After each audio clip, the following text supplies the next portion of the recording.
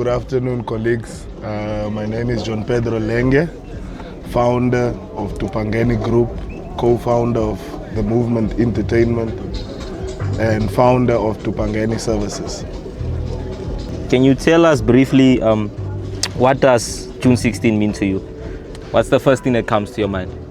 Thinking about June 16, just the perspective of myself, thinking about June 16, we wouldn't have been here if it wasn't for the youth of back then.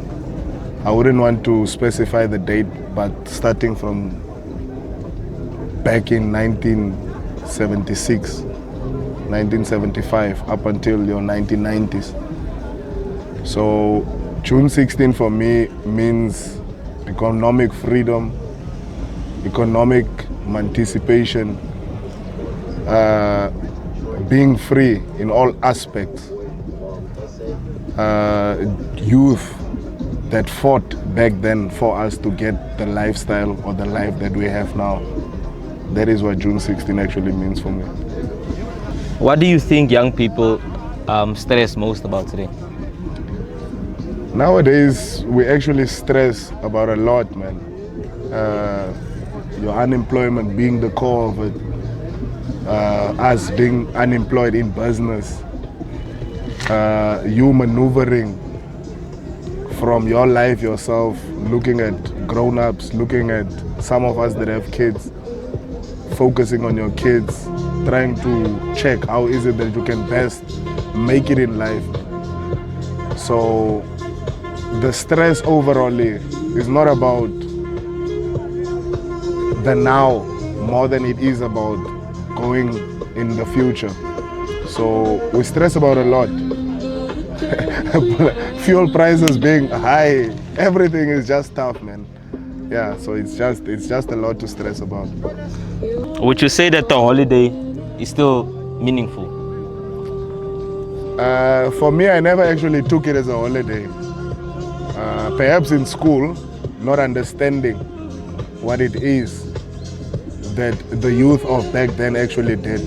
But for me now, it is a holiday. Yes, it is a public holiday, but I actually take it more as a day to reconcile and to think about the youth that passed away within the struggle, the youth that did everything for us.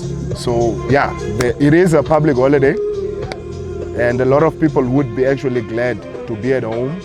For the people that are working hard, the youth that are at school, but I just want us to actually think about June 16 as what it actually entails or where it actually comes from. I understand that you a businessman yourself, you're a young entrepreneur. Yes.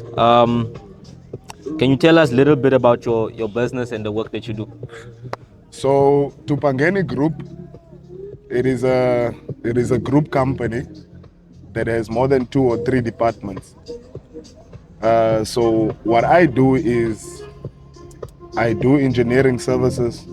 We sell GET, ground equipment tools, and then we do any maintenance on the plants, maintenance on machinery.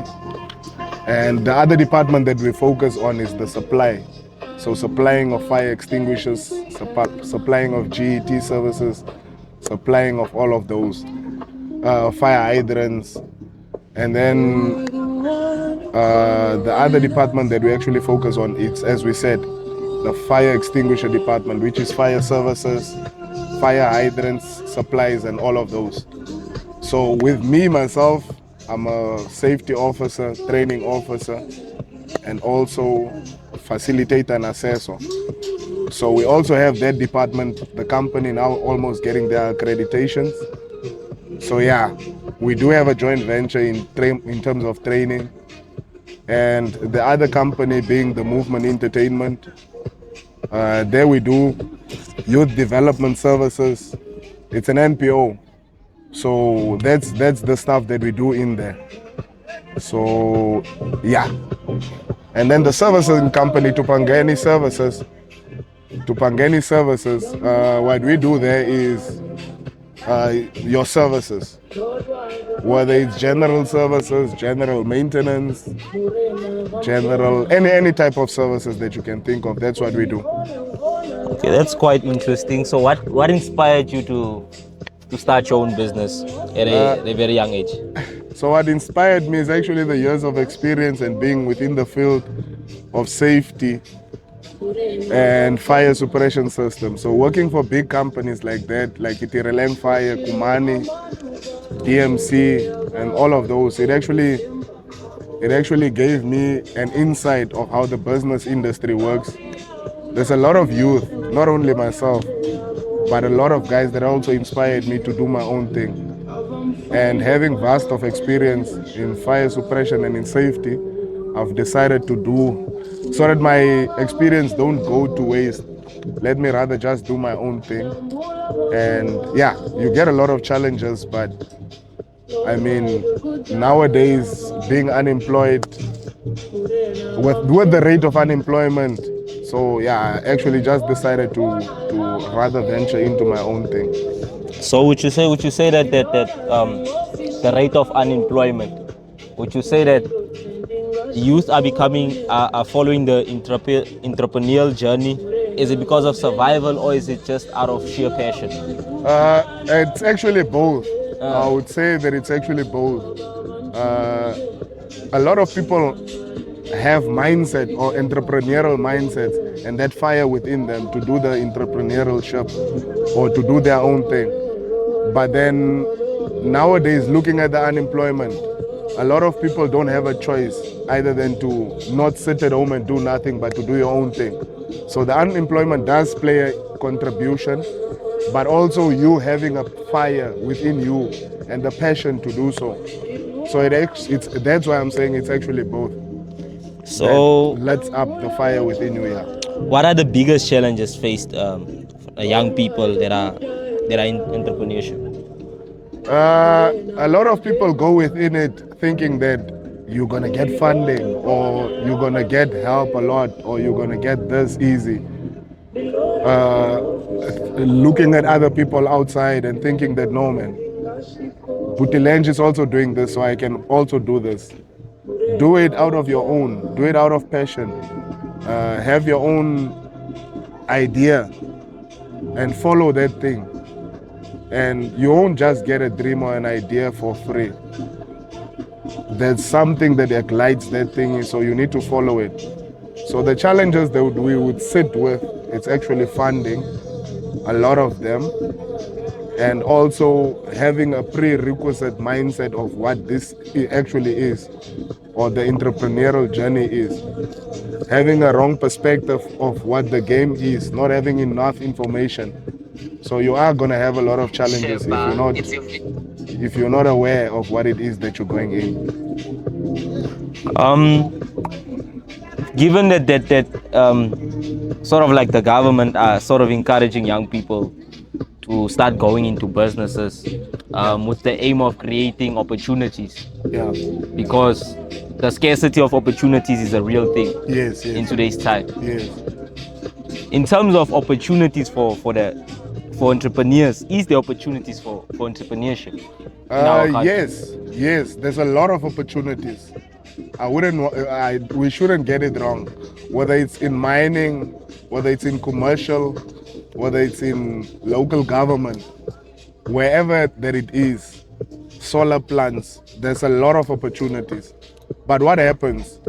A lot of people tend to hold this information that are within the positions, whether it's in the mines, whether it's in local government. They think that this information is theirs for themselves only, and they don't give it to the entrepreneurs or the youth that are outside. And I mean, you can't do anything without information. You can't tender if you don't have the request for information. You can't tender if you don't have the RFQ or if you don't have the access to that. You can't do anything without information. So going back to the question, there is a lot of opportunities. But if it is going to be to our disposal, then we are most definitely going to use it. Would you say that today's generation are are pressured to succeed earlier? Yes and no, because I mean, if we look at the lifestyle that we are having currently, it is expensive, man. So buying a house now is not like it used to be back then. But if you check the lifestyle back then, it was also the same way. Looking at the fuel prices then, it was 50 cents, if I'm not mistaken. People used to get paid 150 rand. So now people are getting paid 80,000 rand. And tenders also nowadays are not as easy as they used to be. And also with the BEE system and some of the systems, there are benefiting us and not benefiting us. So we are actually pressured to succeed earlier. But it's just tough, man. Succeeding earlier in today's life.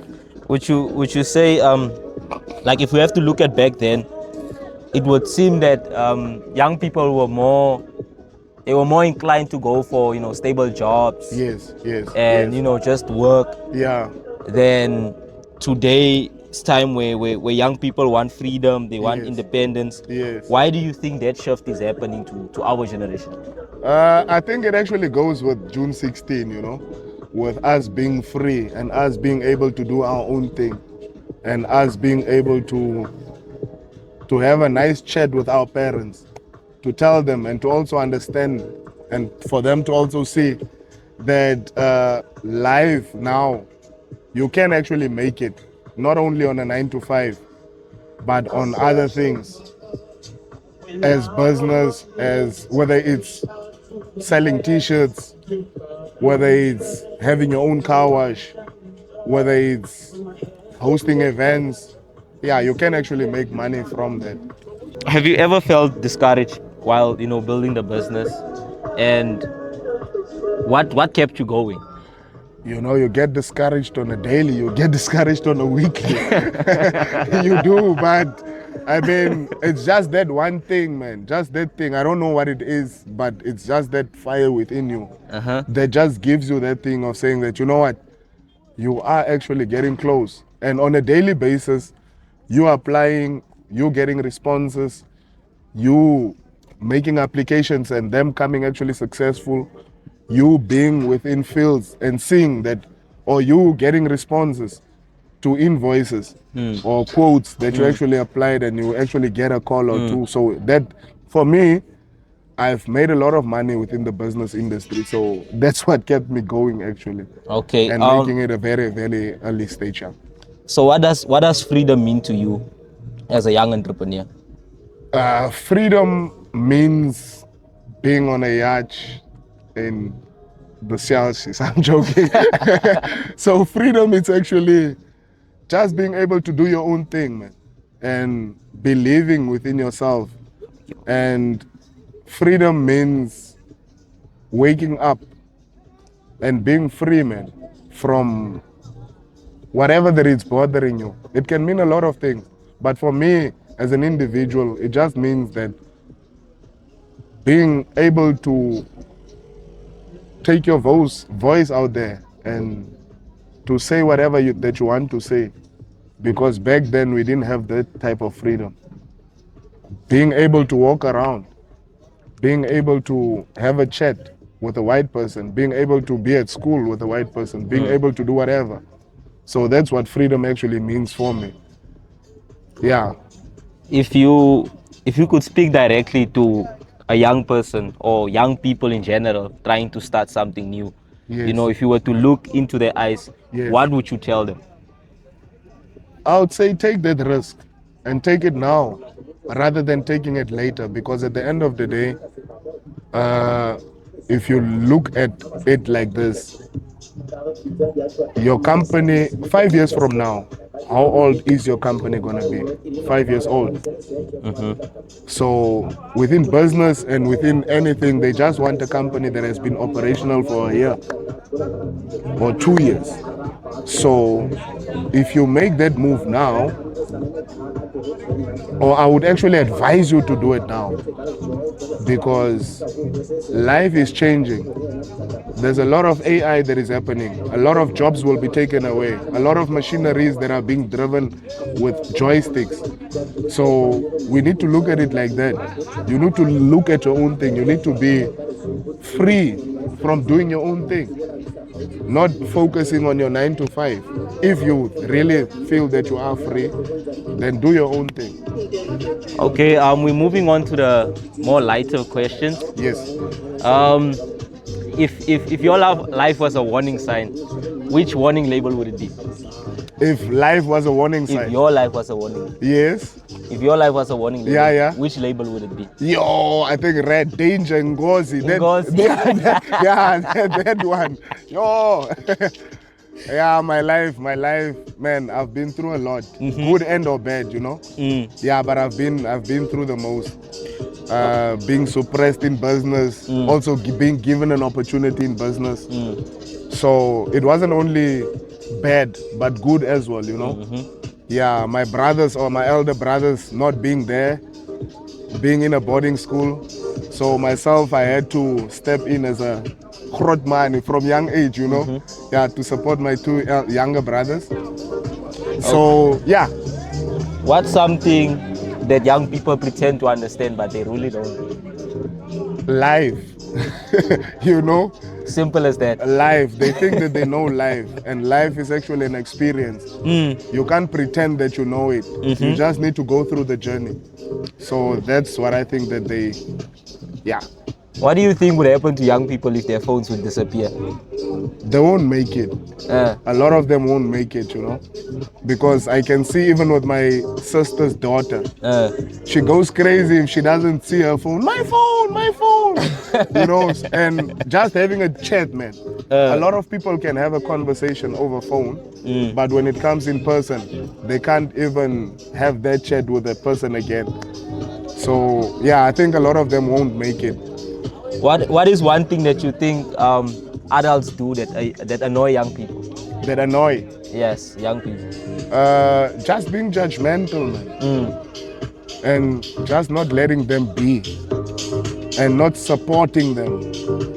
You know, it can actually annoy, it can actually give you that, you know. But the most, it's actually not irritating, but annoying them in that way, man. By just having a prejudgment of what they are gonna say, of what they think the youth actually knows. Yes. If you were the president for one day, or if you were the president, what's the first thing you do? The first thing that I would do if I was a president, I think I would reshuffle the cabinet. Yeah, just get young people in, young minds, people that understand the system, people that are actually present within the system, and that knows that are gonna be there for the next 30 years. So yeah, you know that's actually a very mature answer. Yeah, I was hoping like, no, I'm gonna ball out. No, never. Out no, man. Aish, you know, running a country, it's not easy, man. For as much as it is heavy, powers come with a lot of things. So just having the powers of some of structures or some of the things I've actually understood, and just being the boss of my company and doing some things within my company, I've actually came to realize that, you know, power is actually tough. So with being a president for a day, man, firstly, a lot of people would want to kill you. Why, you don't know. So yeah, that's the thing. Okay. So it's tough.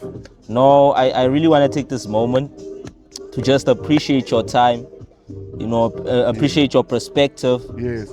And it's quite refreshing to hear a young person think in the manner that you're thinking. Yes, you know? yes. Like you're thinking of creating opportunities, rather than, you know, waiting for opportunities. Yeah. So that's something very positive to see. Yeah. If there's one last thing that you can tell the young people, what would that last thing be?